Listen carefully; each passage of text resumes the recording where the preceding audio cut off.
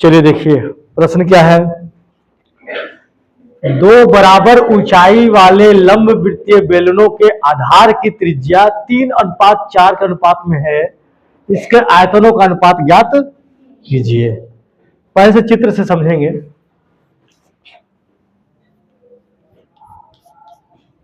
दो बराबर ऊंचाई वाले लंब वृत्तीय बेलन बोलता है, इसका मतलब क्या हुआ कि दो बेलन है जिसका ऊंचाई क्या है, बराबर है, लेकिन त्रिज्या क्या है, अलग अलग है। मतलब एक बेलन पतला होगा, एक बेलन क्या होगा, मोटा तो चौड़ा होगा थोड़ा ज्यादा। ठीक है, तो जैसे मान लो ये बेलन है, ठीक है, इसका आधार का त्रिज्या क्या मान लेते हैं, R1।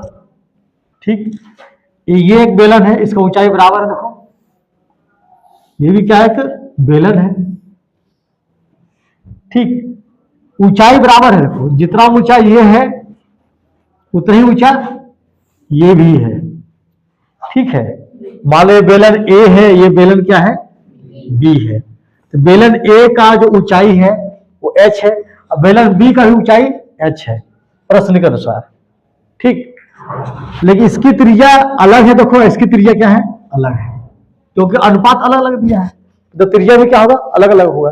तो मान लेते इसका त्रिज्या R1 है और इसका त्रिज्या क्या है, R2 है। ठीक, तो जो हम लोग मानते हैं उसको लिखना पड़ता है ना। तो क्या लिखेंगे, माना लंब वृत्तीय क्यों नाम पड़ा है, क्योंकि लंबाई होता है, ठीक है, और इसका आधार क्या होता है, वृत्त में होता है, इसलिए क्या हो गया लंब वृत्तीय। बेलन है इसलिए क्या कहलाएगा, बेलन।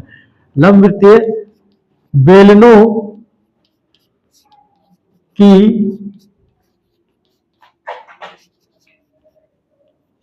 आधार की त्रिज्या, दो त्रिज्या है ना, दो लंब वृत्तीय बेलन है, दो त्रिज्या होगा, दो आधार है आपस, तो बराबर क्या लेते हैं, R1 एवं R2 है। ठीक, तो प्रश्नानुसार तो प्रश्न क्या बोल रहा है कि दोनों का अनुपात, मतलब R1 त्रिज्या और R2 त्रिज्या, ये दोनों का अनुपात किसके बराबर है, 3:4 के। ठीक, इसको ऐसा भी लिख सकते हैं, एकदम प्रश्न के अनुसार चलेंगे तो ऐसा भी लिख सकते हैं कि R1 त्रिज्या और R2 त्रिज्या का अनुपात कितना है, 3:4। इसी को लिखते हैं R1 बटे R2 अनुपात को बराबर 3 बटे क्या होगा, 4। अनुपात को बटे के रूप में लिख सकते हैं। ठीक, तब R1 बराबर क्या होगा, तब R1 बराबर होगा 3R। ठीक, अब बोलो सर R कहां से आ गया, यहां तो R कहीं दिख नहीं रहा है। R1 बराबर क्या लिखेंगे, R1 सामने कौन है, 3R लिखेंगे। तो जब कोई राशि अनुपात में रहता है ना, तो एक स्थिरांक का गुना होता है। किसका गुना होता है, एक स्थिरांक का। वो स्थिरांक क्या है, R यहाँ पास क्या है, स्थिरांक है। उसी प्रकार से R2 क्या है, R2 बराबर क्या हो जाएगा, जैसे R1 बराबर 3R लिए तो R2 बराबर क्या हो जाएगा, 4R हो जाएगा। ठीक, अब क्या दिया हुआ है, हमको क्या निकालना है, ये त्रिज्या अनुपात दिया हुआ था ना, ये सब क्या था, दिया हुआ था। हमको क्या निकाला, इनके आयतनों का अनुपात, मतलब ये कितना धारण करता है, ये कितना धारण करता है। निश्चित रूप से छोटा बड़ा है तो आयतन तो अलग अलग है, त्रिज्या अलग अलग है तो आयतन भी क्या है, अलग अलग है। ये कम पानी धारण करेगा, ये अधिक धारण करेगा, है ना। तो आयतन का अनुपात कितना है ये निकालने बोला है। त्रिज्या का अनुपात हमको दिया हुआ है और आयतन का अनुपात निकालना है।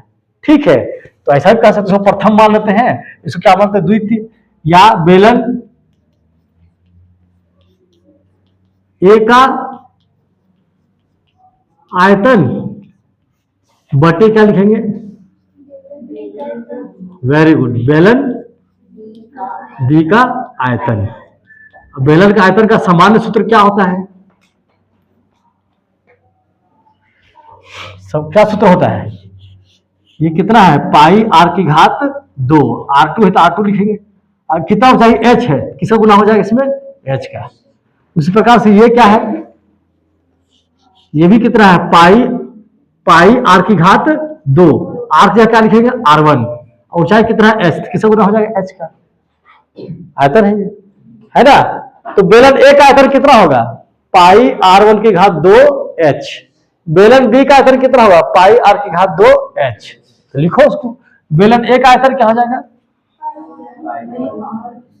पाई r1 की घात 2 गुना h, इसका पाई 2 गुना h दोनों में, ये अलग नहीं है, प्रश्न ही बता दिया है कि दोनों h क्या है, बराबर है, दोनों समान ऊंचाई का है, इसलिए h का मान नहीं बदलेगा, लेकिन r का मान बदलेगा, त्रिज्या बदलेगा। क्यों, इसका त्रिज्या अलग है, इसका त्रिज्या अलग है, इससे नाम भी अलग दिखे, r1 और r2।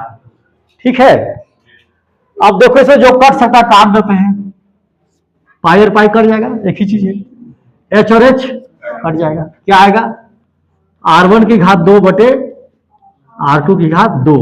r1 अब कितना है देख सकते हो, समीकरण इसको नंबर 1 दे देते हैं, इसको 2 देते हैं, 1 और 2 से देखो r1 कितना है 3r, r1 यहां कितना लिख दे 3r, घात 2 है क्या लिखेंगे घात 2, r2 कितना है 4r, घात 2 है कितना लिखेंगे घात 2, 3r को 2 बार गुना करें तो कितना आएगा 9, 3 क्या 9, और r की घात 2, फिर 4r की घात 2, तो 4r को 2 बार गुना करेंगे 16, r की घात 2।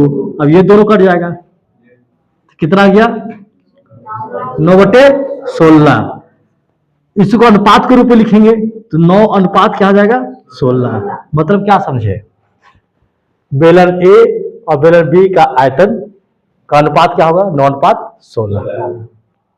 ठीक है, यहाँ एक लाइन में लिख सकते हैं कि लंब वृत्तीय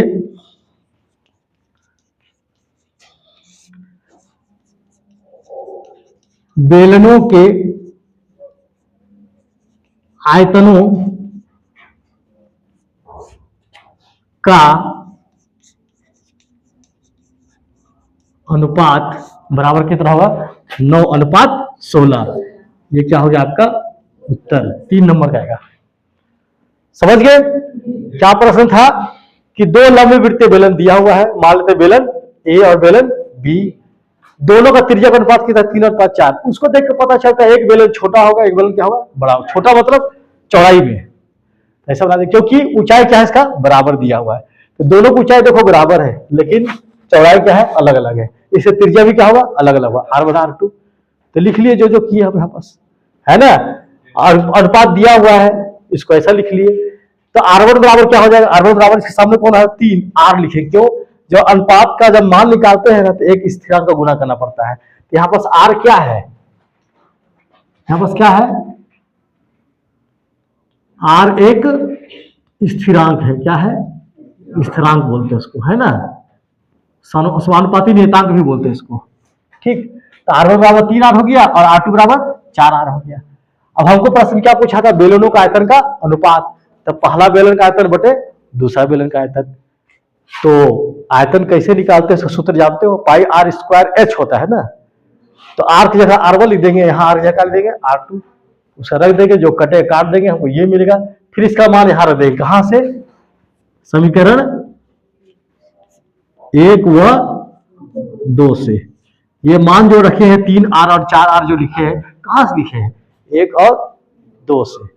ठीक है, रख दिए मान, वर्ग कर दिए, जो कटा था काट दिए, तो उत्तर 9/16 आया, और अनुपात पर लिखे तो क्या आया 9/16। तो लंब वृत्तीय बेलनों का आयतन का अनुपात क्या होगा 9/16, और त्रिज्या का अनुपात क्या था 3/4, तो देखो वर्ग हो गया, 3 का वर्ग 9, 4 का वर्ग 16। मतलब क्या समझे कि त्रिज्या का अनुपात जो होता है उसका वर्ग होता है किसका अनुपात, बेलन का आयतन का अनुपात। ये भी निष्कर्ष निकल गया, आ रहा समझ में। तो इसको स्थिरांक ना लिखे, समानुपाती नियतांक लिखना आप लोग। आर क्या है, ज्यादा अच्छा शब्द है, समानुपाती नियतांक। ठीक, चलिए लिखिए इसको। देखो प्रश्न क्या है?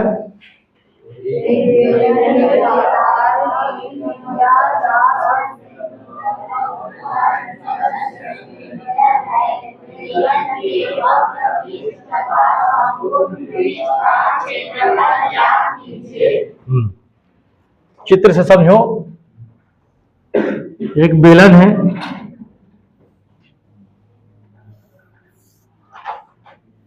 मान लो एक बेलन है, ठीक।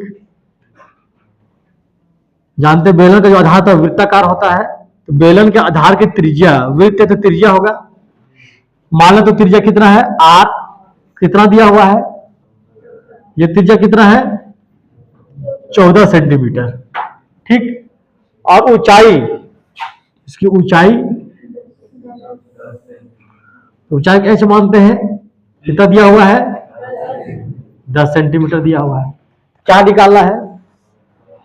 बेलन का वक्र पृष्ठ का क्षेत्रफल। तो वक्र पृष्ठ मतलब क्या हुआ, ये है ना, जैसे मान लीजिए ये बेलन है, ऐसे बना हुआ है ना, तो ये क्या हुआ वक्र पृष्ठ, ये जो टेढ़ा पृष्ठ है क्या है वक्र पृष्ठ का क्या निकालना है, क्षेत्रफल निकालना है, ठीक। और क्या निकालना है, संपूर्ण पृष्ठ। तो बेलन का संपूर्ण पृष्ठ मतलब वक्र पृष्ठ और ये दोनों आधार का पृष्ठ, उसको मिला के निकालना है, ठीक है। दो प्रश्न है, वक्र पृष्ठ का क्षेत्रफल और संपूर्ण पृष्ठ का क्षेत्रफल, ठीक। तो क्या चीज दिया है लिख देते हैं, दिया है, क्या दिया है, बेलन की त्रिज्या, हाँ आधार की त्रिज्या, जिसको हम क्या मानते हैं r, कितना दिया हुआ है 14 सेंटीमीटर, ठीक। और क्या दिया हुआ है, बेलन की ऊंचाई दिया हुआ है, ये कितना दिया हुआ है, ऊंचाई क्या मानते हैं h, कितना दिया हुआ है 10 सेंटीमीटर दिया हुआ है। क्या निकालना है, बेलन के, या का लिखो भी, एक लिख रहे हैं, बेलन का वक्र पृष्ठ का क्षेत्रफल निकालना है। और क्या निकालना है, हाँ बेलन का संपूर्ण पृष्ठ का क्षेत्रफल निकालना है। दो प्रश्न है, ये प्रश्न कितना नंबर का हो सकता है, इस अध्याय से कितना कितना नंबर प्रश्न आएगा, 1 नंबर, 3 नंबर और 4 नंबर। तो दो प्रश्न है तो 2-2 नंबर का रहेगा, ये मतलब ये प्रश्न कितने नंबर का आएगा, 4 नंबर का है ना। और बहुत आसान है, सूत्र बस हमको जानना है, ठीक है। ये प्रश्न 4 नंबर का प्रश्न है देखा जाए तो, क्योंकि दो प्रश्न है, एक ही प्रश्न कितना प्रश्न है, 2 प्रश्न है। तो एक बेलन का वक्र पृष्ठ निकालोगे तो 2 नंबर मिलेगा, और संपूर्ण पृष्ठ निकालोगे तो फिर 2 नंबर मिलेगा, ठीक है। तो फार्मूला याद है तो तुरंत निकल जाएगा, ठीक है। तो चलिए निकालते हैं, बेलन का वक्र पृष्ठ का क्षेत्रफल का सूत्र क्या होता है,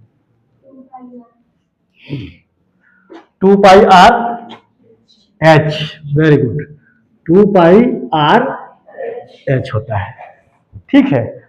ऐसा ही हम लिख देते हैं, चित्र बना देते हैं और लिख देते हैं ऐसा, ठीक है। तो चेक करने वालों को प्रश्न देखने की जरूरत ही नहीं पड़ता है, आया समझ में।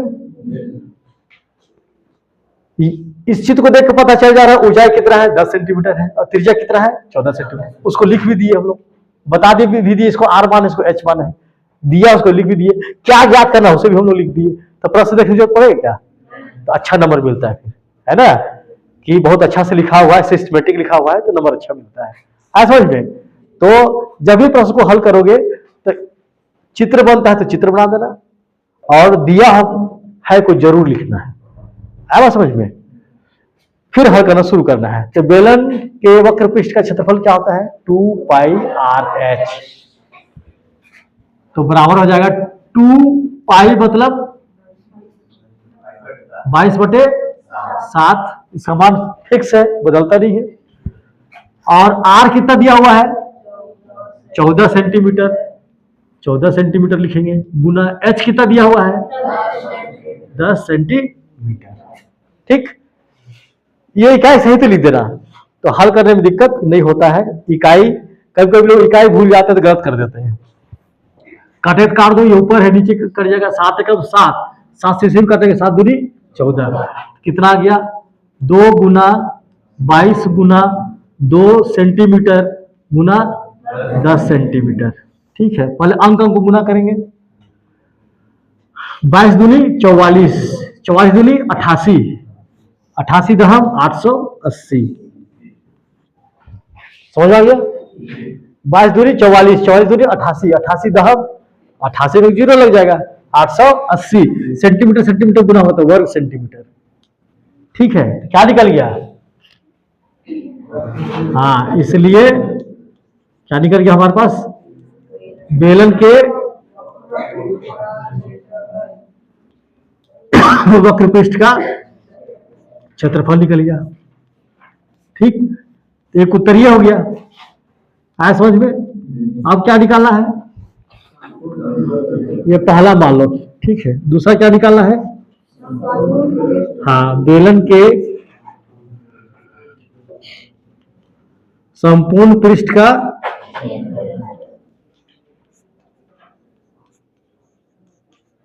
क्षेत्रफल। ठीक है, क्या सूत्र होता है इसका? 2 पाई आर और कोष्टक में आर धन एच। संपूर्ण पृष्ठ मतलब वक्र पृष्ठ और दोनों आधार का पृष्ठ। ठीक है, तो सूत्र निकाले थे हम लोग शनिवार को। तो सूत्र क्या आया था? 2 पाई आर आर धन एच, संपूर्ण पृष्ठ का क्षेत्रफल। तो कैसे होगा? 2 गुना पाई मतलब 22/7 गुना आर, आर मतलब 14 सेंटीमीटर, फिर कोष्टक में आर फिर 14 सेंटीमीटर धन एच 10 सेंटीमीटर। ठीक, कोई दिक्कत है यहां तक? कोई दिक्कत नहीं है, समझ में आ गया? किसी को समझ में नहीं आया तो बताओ, सबको समझ में आ रहा है? फिर कटे काट देंगे, 7 एकम 7, 7 दूनी 14, कितना आएगा? 2 गुना 22 गुना 2 सेंटीमीटर गुना, ये गुना है बीच में, 14 सेंटीमीटर 10 सेंटीमीटर को क्या करेंगे? जोड़ेंगे, कितना आ जाएगा? 24 सेंटीमीटर। अब अंक को गुना कर दो, 22 दूनी 44 दूनी 88 बोली 24, चलो लिख देते एक बार, 2 बार गुना कर देंगे। 88 88 देना गुना 24, अब इकाई गुना करो सेंटीमीटर। ठीक है, और गुना सेंटीमीटर, क्या आ जाएगा? वर्ग सेंटीमीटर। क्षेत्रफल हमेशा वर्ग में आता है। अब 88 और 24 को गुना करें कितना आएगा? देखो, उल्टा कर देते, 24 गुणित 88, ज्यादा आसान होगा।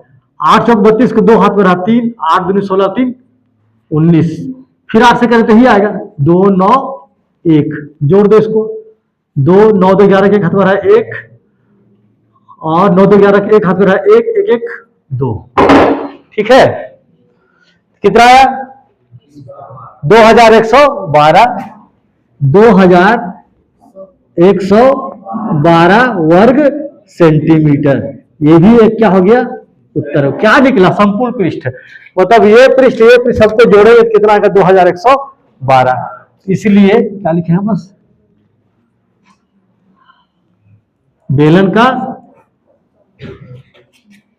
बेलन के संपूर्ण पृष्ठ का क्षेत्रफल।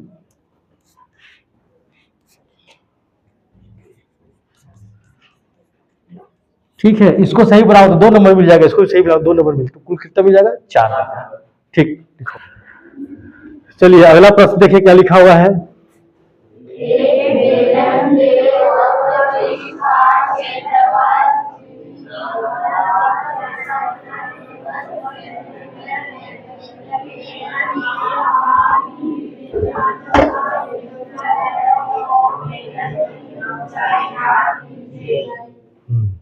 क्या समझे प्रश्न पढ़कर? प्रश्न पढ़ के उसको उसका चित्र दिमाग में आना भी चाहिए, है ना? ठीक, जैसे प्रश्न को समझना, चित्र को देखो तो चित्र समझ गए मतलब या चित्र बन गया, समझा था, प्रश्न हल हो गया। ठीक है, ये एक बेलन है, इसका बेलन का आधार कैसा होता है? वृत्ताकार। गोल मतलब गणित की भाषा में बोलना है, कैसा होता है? वृत्ताकार। ठीक है, एक बेलन के वक्र पृष्ठ का क्षेत्रफल, देखो बेलन में दो ही तीन चीज होता है। क्या क्या होता है? एक होता है त्रिज्या, ठीक, एक होता है इसका ऊंचाई h, और बाकी क्या होता है? पृष्ठ। यही तीनों का गेम है, खेल है। जो भी काम होगा इसी तीनों होगा, त्रिज्या, ऊंचाई और पृष्ठ। तो प्रश्न कैसा बनाएगा? कभी ऊंचाई और त्रिज्या देगा और पृष्ठ को निकालने के लिए बोलेगा, कभी पृष्ठ देगा और त्रिज्या देगा तो ऊंचाई निकालने बोलेगा। ठीक है, कभी त्रिज्या और ऊंचाई देगा तो वक्र पृष्ठ निकालने बोलेगा, संपूर्ण पृष्ठ निकालने बोलेगा, जैसे पहला प्रश्न था।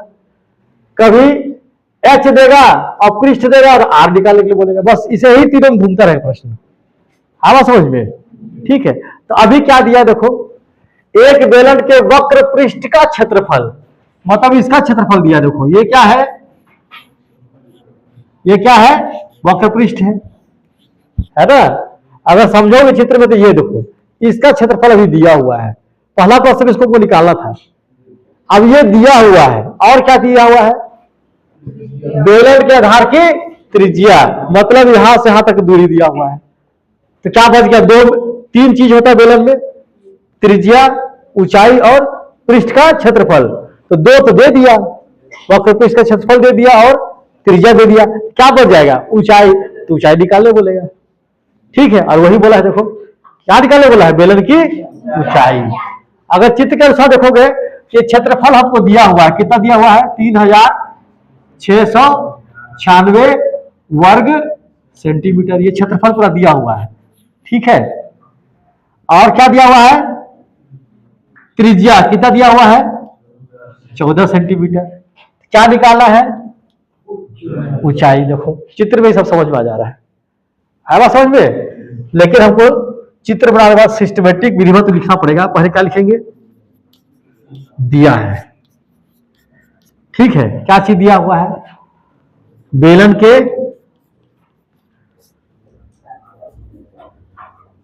के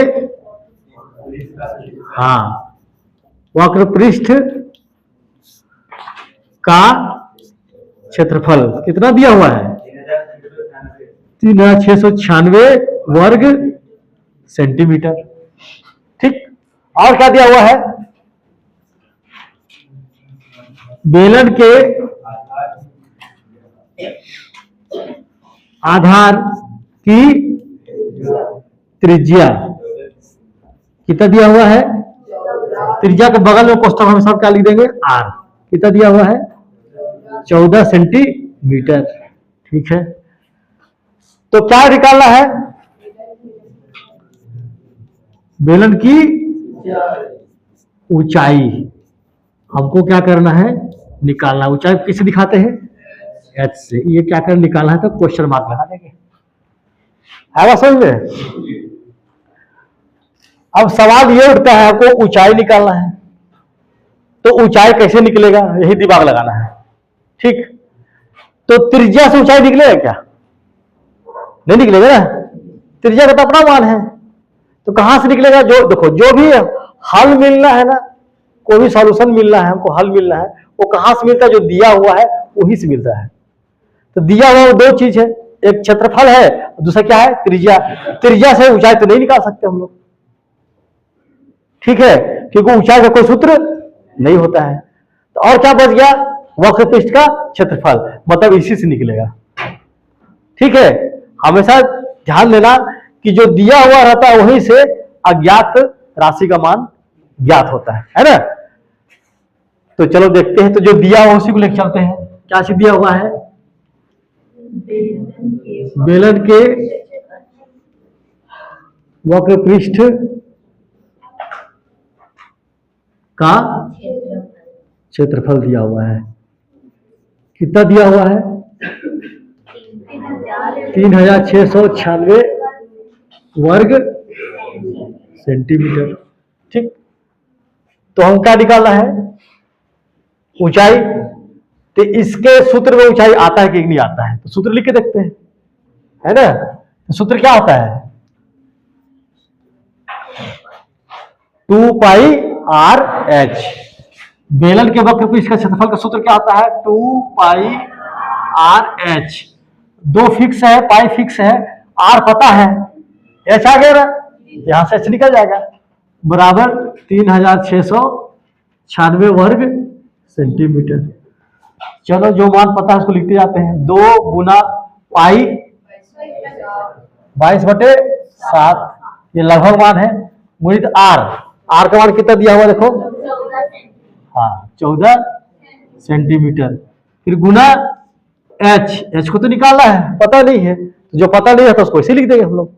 ठीक, बराबर 3696 वर्ग सेंटीमीटर। ठीक,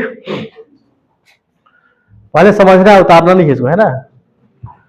कटेगा यहाँ 7 एकम 7, 7 दूना 14, कितना आ गया? 2 गुना 22 गुना 2 सेंटीमीटर गुना एच बराबर 3696 वर्ग सेंटीमीटर। ठीक है, अब क्या निकालना हमको? एच। क्या निकालना हमको? एच को रहने तो बाकी उधर ले जाओ, गुना नहीं करो तो भी कोई दिक्कत नहीं है, उधर जाकर कटेगा ही। तो क्या हो जाएगा? एच बराबर 3696 सेंटीमीटर घात 2 बटे, ये सब गुना में है, पक्षांतर हो क्या हो जाएगा? भाग में चला जाएगा। तो नीचे क्या आ जाएगा? 2 गुना 22 गुना 2 सेंटीमीटर। तो देखो यहाँ 2 सेंटीमीटर है, ये क्या है? सेंटीमीटर गुना सेंटीमीटर, तो 1 सेंटीमीटर क्या हुआ? कट गया, 1 सेंटीमीटर बच गया ऊपर में। इसे देखो नीचे में पूरा काट दिए, देखो ऊपर का किसको काट? केवल घात को। इसे ये प्रदर्शित होता है कि एक ठो इसमें बचा हुआ है। अब देखो इसको काटो, ये भी सम संख्या, भी सम संख्या है ना, तो 2 से काटो, 2 एकम 2, 1 बच गया, 16 गया, 2 अठे 16 पूरा कट गया। फिर 9 में 2, 2 चौके 8, फिर 1 बच गया, 16 हो गया, 2 अठे 16, इस 2 से काट दिए। ठीक, अब इस 2 से काटो, यहाँ 2 एकम 2 लिख देंगे, 2 9 18, 2 दूनी 4, 2 चौके 8। ठीक, अभी क्या बचा हुआ है? 22। फिर 2 से काटते हैं, 2 एकम 2, 2 चौके 8, 12 हो गया, 2 छक 12, 2 दूनी 4। ठीक, अब नीचे कितना है? 11, ऊपर 462, तो 11 से भाग जाएगा क्या? जाएगा, 11 कम 11। ठीक है, 11 चौके 44, कितना बच जाएगा? 46 था, 2 बच जाएगा, तो 22 हो गया ना, 11 दूनी 22। तो कितना आया? 22। और कुछ बचा ऊपर में? नहीं, 22 नहीं, 42। कितना आया हमारे पास? 42 और 8 सेंटीमीटर बच गया, सेंटीमीटर। तो मतलब क्या हुआ? एच बराबर क्या गया? सेंटीमीटर। मतलब क्या हुआ? बेलन की, हाँ, बेलन की ऊंचाई कितना गया? 42 सेंटीमीटर। कहां से निकला? जो दिया हुआ था वहां से। तो कोई भी अज्ञात राशि कहां से ज्ञात होता है? ज्ञात राशि से ज्ञात होता है ना। अज्ञात क्या था? ऊंचाई कहां से ज्ञात किए? जो ज्ञात था वहां से ज्ञात किए। ठीक, अज्ञात कहां से ज्ञात होता है? जो दिया रहता है उससे ज्ञात होता है। आया समझ में? तो ये प्रश्न अलग टाइप का था, यहाँ क्षेत्रफल दिया था, ऊंचाई निकालना था। पहला प्रश्न क्या था? ऊंचाई दिया था, त्रिज्या दिया था, क्षेत्रफल निकालना था। प्रश्न को पलट दिया। चलो बना, बेलन का आयतन ज्ञात कीजिए जिसकी त्रिज्या 3 सेंटीमीटर और ऊंचाई 14 सेंटीमीटर। आयतन ज्ञात करना है, बताओ वो कितना धारण कर सकता है? तेल को, पानी को, कोई भी लिक्विड तरल पदार्थ को कितना धारण कर सकता है। ठीक है, तो अगर चित्र बनाओगे तो बहुत आसान है समझना। ये एक बेलन है, ठीक है, इसकी ये त्रिज्या है और ये क्या है, ऊंचाई है। त्रिज्या कितना दिया हुआ है, 3 सेंटीमीटर, और ऊंचाई कितना दिया हुआ है, 14 सेंटीमीटर। तो कितना इसके अंदर पानी डाला जा सकता है, वो क्या कहना है, उसका आयतन। चलो निकालते हैं। दिया है, क्या चीज दिया है, बेलन, बेलन के आधार की त्रिज्या,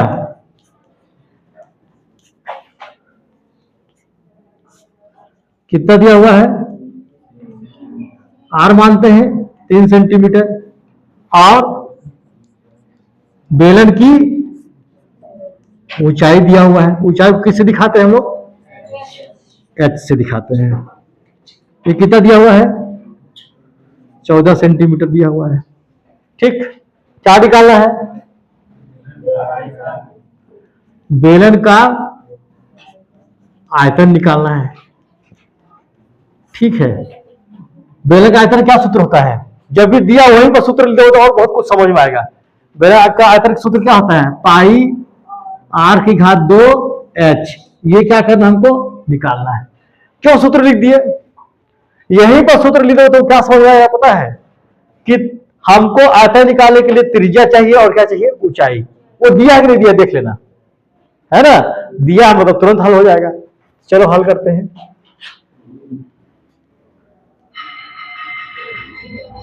बेलन का आयतन बराबर क्या होता है, पाई आर की घात 2 एच। पाई मतलब आर कितना दिया हुआ है, 3 सेंटीमीटर, पूरे घात 2 है तो 2 लिखेंगे, गुना एच कितना दिया हुआ है, 14 सेंटीमीटर। ठीक है, 7 से कट जाए, देखो 7 एकम 7 और 7 दूना 14, कितना आ जाएगा 22 गुना 3 सेंटीमीटर गुना 3 सेंटीमीटर। क्यों, 3 सेंटीमीटर का वर्ग है तो 3 सेंटीमीटर 2 वर्ग गुना, इधर क्या आ गया गुना 2 सेंटीमीटर। ठीक, गुना करो, 22 दूनी 44 गुणित 9 है, कितना आ रहा है 44 गुना 9। सेंटीमीटर का कितना बार गुना है, 1 2 3, तो सेंटीमीटर की घात कितना हो जाएगा 3, घन सेंटीमीटर पढ़ते हैं इसको। तो गुना करो, 9 चौके 36 के 6 हाथ में रहा 3, और 9 चौके 36 और 3 39 घन सेंटीमीटर निकल गया आयतन। इसलिए बेलन का आयतन बराबर कितना आएगा, 396 घन सेंटीमीटर कोई भी तरल पदार्थ को धारण कर सकता है।